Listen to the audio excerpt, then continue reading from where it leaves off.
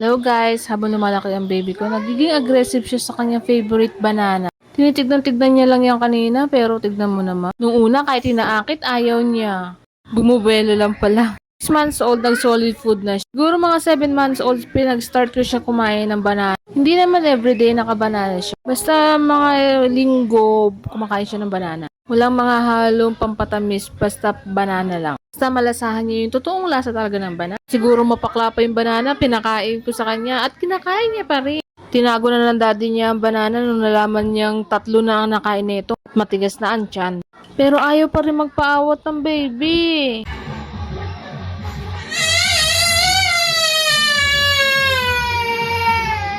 Ayaw pa rin magpaawat, hinila na ang daddy para kunin ang banana sa ref. Nakakatawa kasi ayaw niya magpalamang, alam niya na kalahati lang ang makukuha niyang banana, pero ayaw niya ng half.